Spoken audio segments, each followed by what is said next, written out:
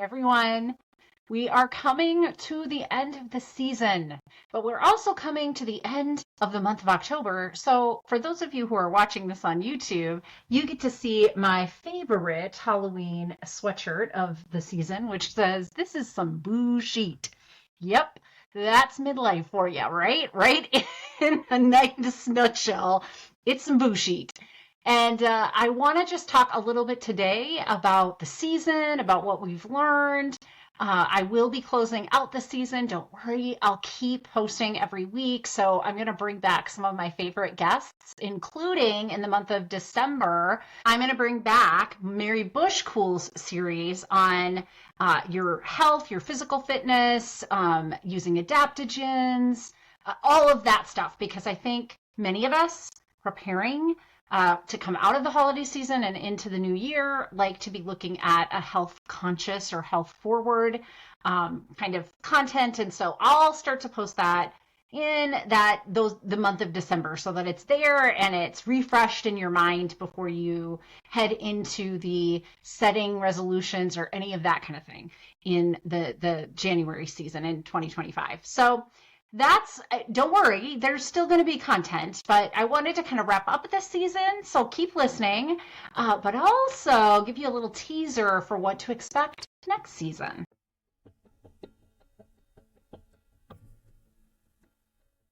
I know your deep, dark secret. You don't like your life.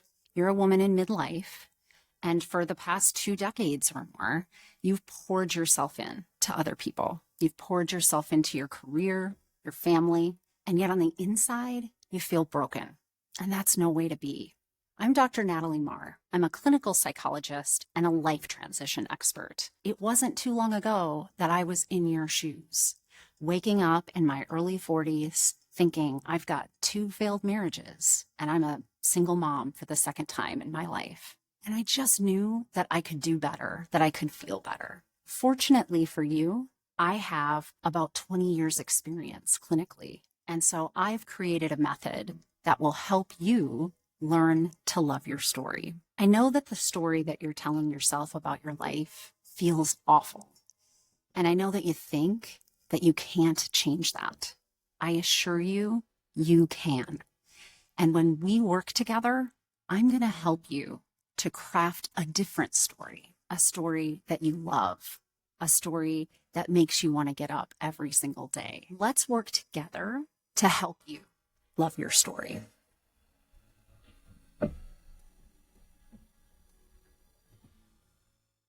Welcome back to Midlife Crisis, to a centered life thriving. I hope you've enjoyed season 2 of my podcast. It definitely taught me quite a bit. I did, a stint of interviews at the end of season 1 and then really loved it. So my focus in season 2 was to bring experts to you, to bring voices that are helping women in midlife in a myriad of ways. So we started the season with Mary Bushcool. I'm not even going to pretend that I can remember everybody's name or every podcast that I did. So I'm just pulling out my cell phone. But yeah, she gave us 3 really great in-depth podcasts about our female health during the perimenopausal and menopausal phase, postmenopausal phase.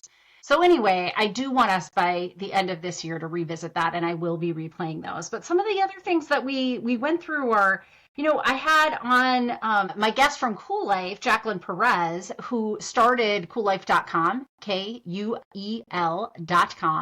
And it has resources, extensive amounts of resources for women in midlife. From anything from blogs to places where you can go, book trips and go with other women your age, to just anything like healthcare professional, all the things. I shared a podcast called The Value of a Growth Mindset, where I was sharing about my views on growth mindset with Dr. Ed Najjar and his counterpart, Brian Conroy. And their whole podcast is about resiliency factors. They were interested in what I was thinking about growth mindset. Sabine Shopke was on, and she shared with us how to get through really difficult times. That was what to do when you are challenged in midlife, was the name of the podcast. Sophie Dolores also helped us kind of see how she reinvented herself through her midlife strain. Susan Gold shared how she went from being in almost complete survival mode into thrival mode, which is the whole basis of this podcast in that midlife. And for her, it was related to divorce and starting over in her relationship to herself as a result of that, and kind of looking at how things from her childhood may have even impacted that. I mean, most recently, I even had on JJ Flazans, who talked about those initial core wounds and how impactful they can be to us as women in midlife. So I won't go through the entire list, but I would encourage you to go back through the season and look for any of the topics that were really meaningful for you. There were some people that even came on and talked about work-related issues. For instance, I had my sister on during a phase of a few months where she was laid off, and she talked about that. Julie Noonan also came and spoke to us about how to make those changes. And then even most recently, Sean Carney was on the podcast about that. So anything that you could think of health-wise in midlife, our relationships, our work life, I tried to hit all of those major areas. And I wanted to give you the experts, like straight from their mouth. I didn't want to just regurgitate what I was learning, what I was hearing, but I wanted you to hear it, from the lion's mouth, so to speak. So that's really what season 2 was all about. And season 1 was my little dabble in, could I even do this thing called a podcast? And apparently some people keep listening. So I do want to keep it up. So in 2025, here are some of my thoughts. I recently, if I haven't spoken about this on the podcast, which I can't remember if I have yet, I took on a full-time job again, like working for the man. It's weird. I know it is. It's very different for me. I haven't done that in literally over a decade. Let's just sit in that for a second. Over a decade. I've only worked for myself. And so why would I decide to do this? Well, it's in post-education. I love teaching. I love bringing up a new group of just fresh perspective from my students into the industry or the discipline of psychology. And an opportunity rose, and I just wanted to take it. I thought, the universe has spoken. These things don't often happen. I'm going to give it a go. And I'm trying to do some of these things like my podcast and my coaching business and my private practice on the side, but at a much reduced volume, because obviously I can't do a 40-hour-a-week job, be a single parent, take care of myself, which is something I harp about on the podcast, and stay full-time in all of those other endeavors. So one of the kind of sad things that I have decided I'm going to pull back from is Learn to Love Your Story and my group coaching and my private coaching. So those will be stopping in 2025. I may still have up the courses that you can self-guide yourself through.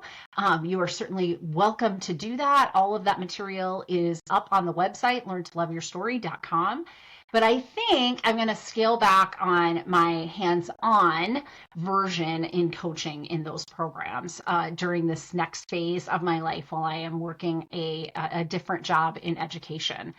And the part of, it was a soul search. It was a soul search to decide whether or not I was going to do that or not. I don't have very many private practice clients, so don't think that you guys in coach land didn't get the best of me. What I realized is, and this is another guest that I had on early in season 2, Lisa Kindle, who is a creative wellness expert, creative wellness coach. She is an artist by trade. LisaKindle.com is where you can find some of her stuff. And so is SoulQuestRetreat.com. I'll try to have all of these in the notes, but I can't make any promises because I've said a lot of names, dropped a lot of names today and a lot of different websites. But Lisa Kindle is a really good friend of mine, and she just completed a project that I am so proud of her. I will actually put the link to this because I think that all of you would enjoy her work. But it is a self-exploration, self-development journal that's guided work that she does with her coaching clients. So it walks you through using creativity, using art, using expressiveness in order to really find yourself at this stage in your life and push yourself to the next part of your journey in your personal development. And having consulted with her on that, and I was in a larger mastermind group where she was putting her thoughts together around this and really working through it, and then watching her bring it all out to fruition, I was reminded why I started Learn to Love Your Story.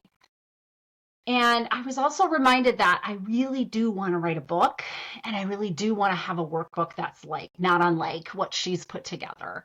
And if I want to do right by myself, and by this business at learntoloveyourstory.com, I really need to bring my mindset back to that.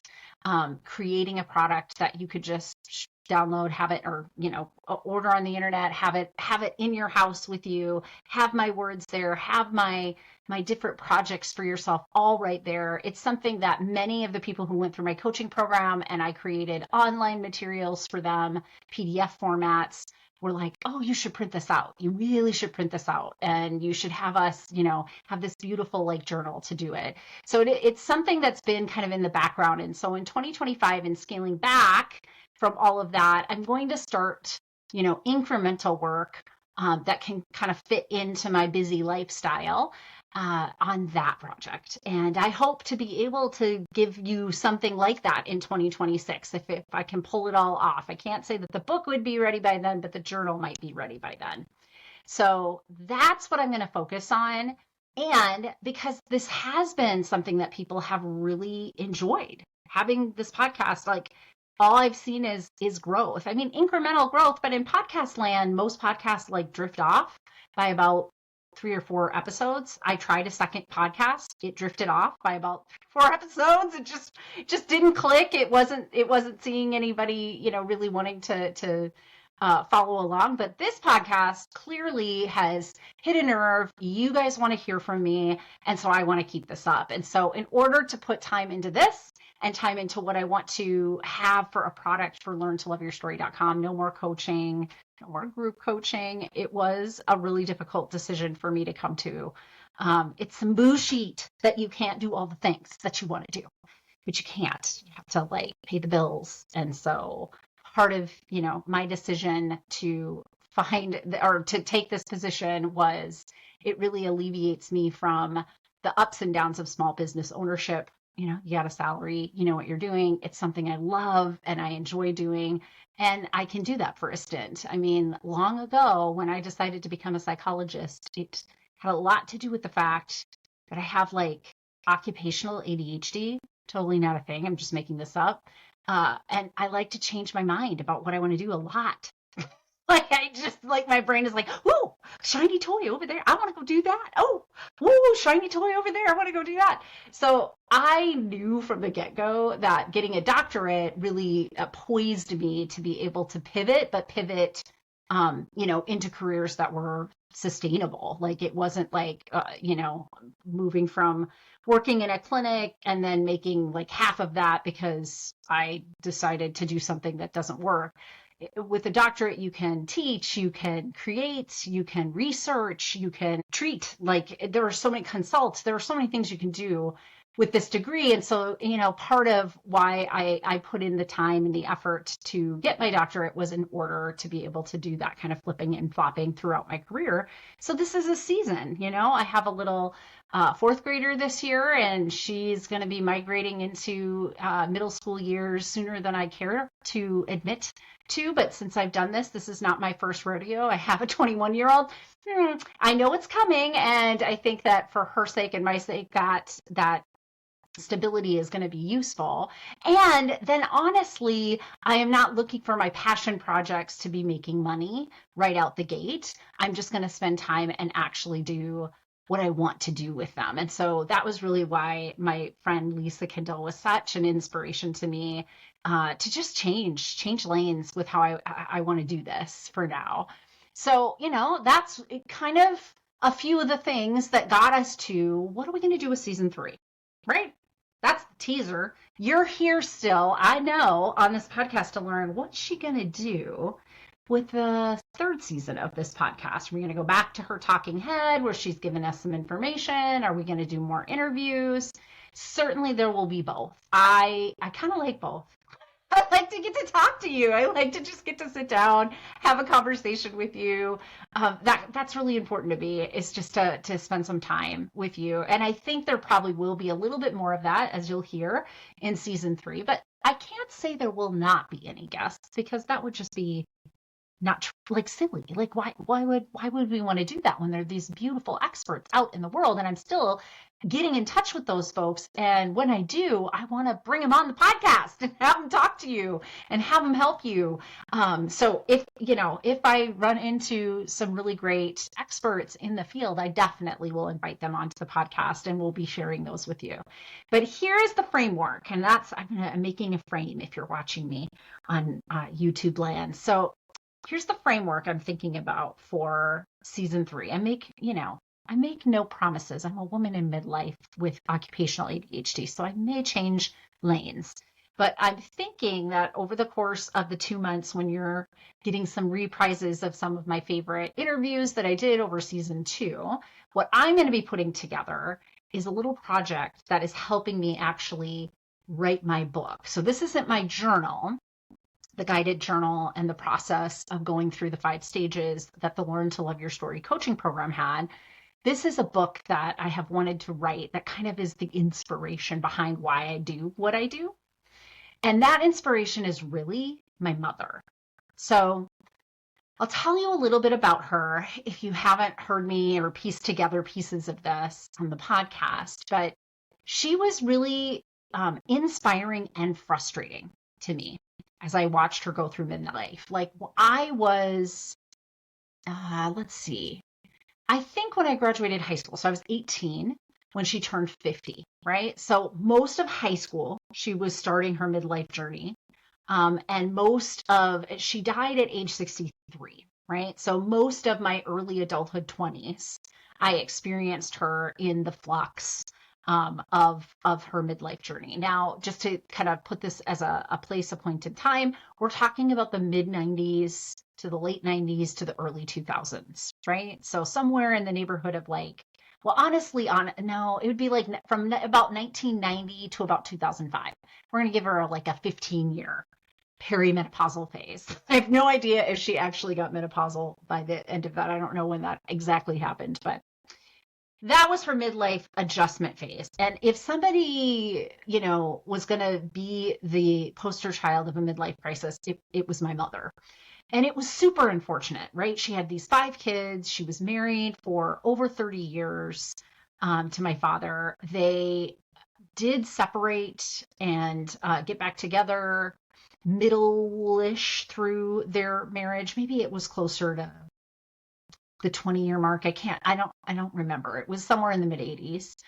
She had an affair, and that was the result of that was a separation. But then my parents decided to get back together. But they decided to get back together because my dad really threatened her in the 80s with taking her 3 youngest children, myself, my younger brother, my younger sister. My older siblings were already out of the house by that time. And he threatened that because he knew that would bring her back. Right?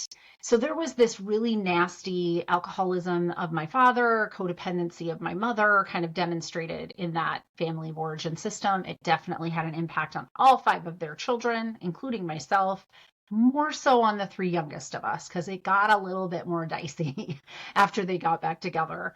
And so by that time forward, there was really, I'm sure, internally for this woman, a lot of malaise about her relationship with my dad, a lot of resentment and regret and guilt, choices she made instead of making other ones, right?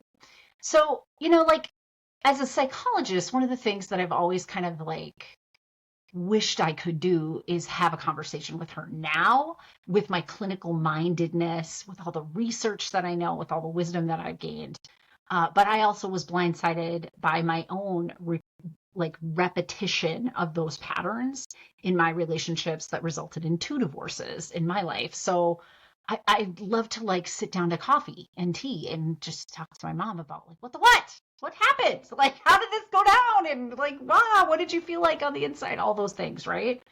Well, ironically, I kind of know, I don't know it yet, but I know where to get that information. I'd like to be able to sit down and talk to her. I'd like to be able to sit down and talk to my dad actually about it, because I'm sure he has a unique experience from all of that. There are no good guys and bad guys. There's just mess. Midlife is messy. Like, that's really what it is. And when we wake up and we're with a partner that we don't want to be with, it didn't start that way. Nobody invested that much time and energy and family into something that from the get-go was awful. Like, that's not how this works. It's just a mess, right?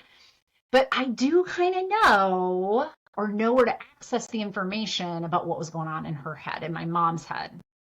And that is the fact that I have about 20 to 30 of the journals that she has, I'm sorry, she's passed, that she had written over the course of her lifetime.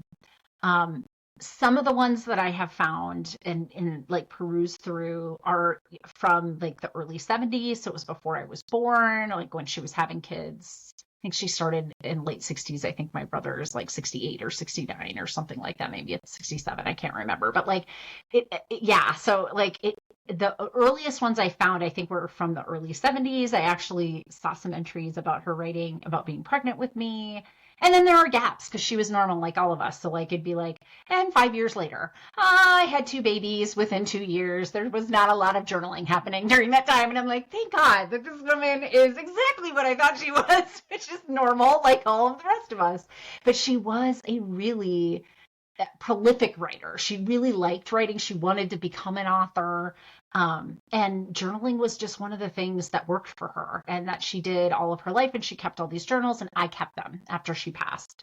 So my idea, here's what I'm thinking for my podcast in season 3, is that I'm going to start to read excerpts from her journal and share them here with you on the podcast.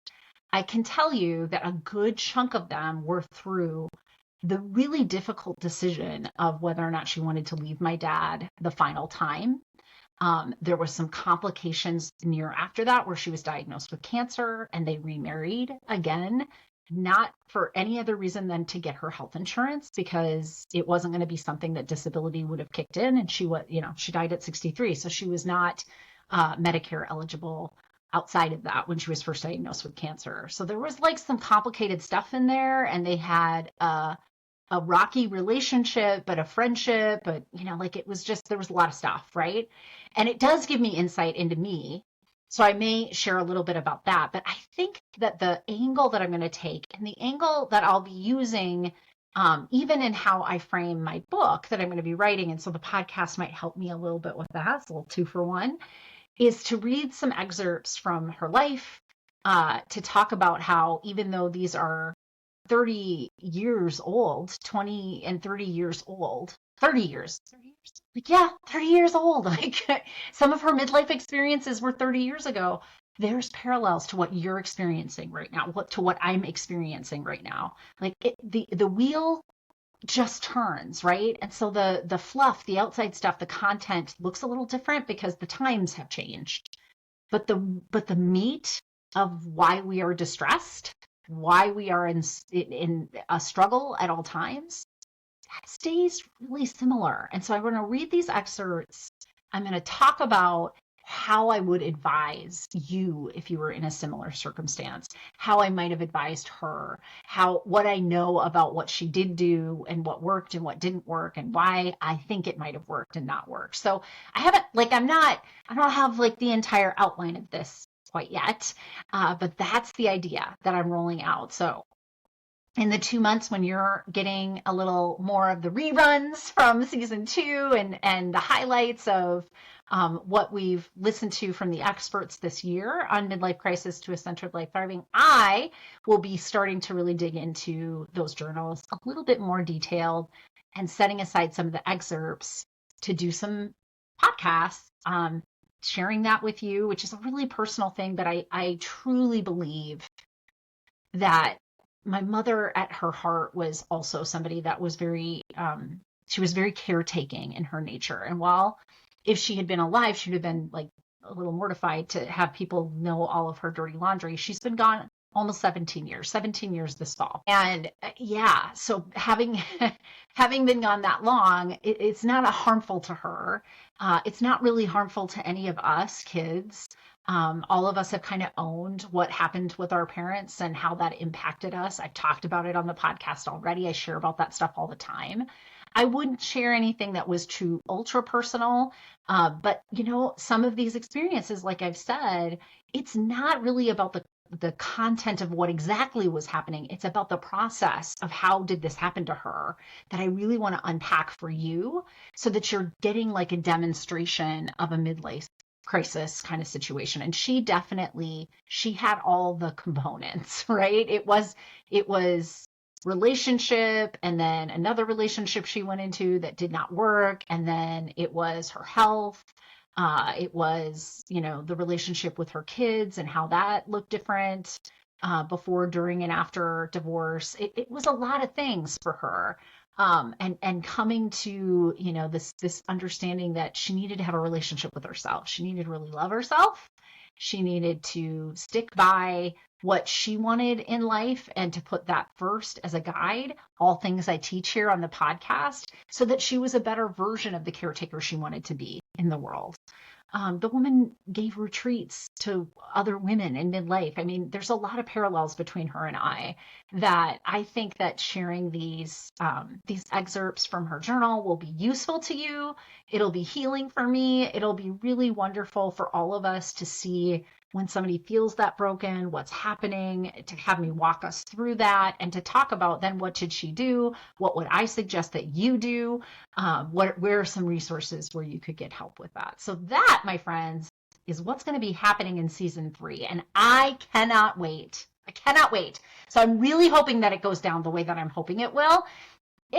I reserve the right to change my mind, but I think that's what season 3 is going to be about. And I can't wait to have you at the beginning of 2025. Have a great holiday season, whatever holidays it is that you celebrate. Take care of yourself. Be compassionately self-aware so that you can learn to love your story and find your centered life thriving in this midlife mess that we're all in together. Thank you, everybody.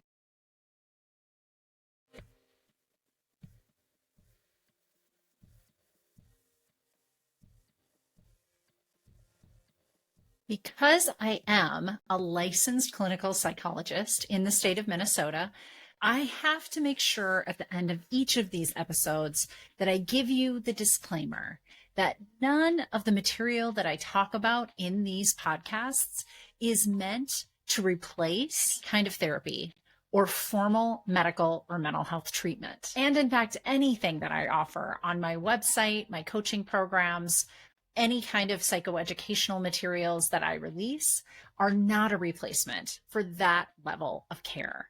So just take that into account when you listen. This is information for you, and hopefully you find it of value, both as an educational tool and for your entertainment. And I also want to mention that if anyone you know is in a mental health crisis, needs additional help, I always include these 2 crisis resources. They're available to anybody.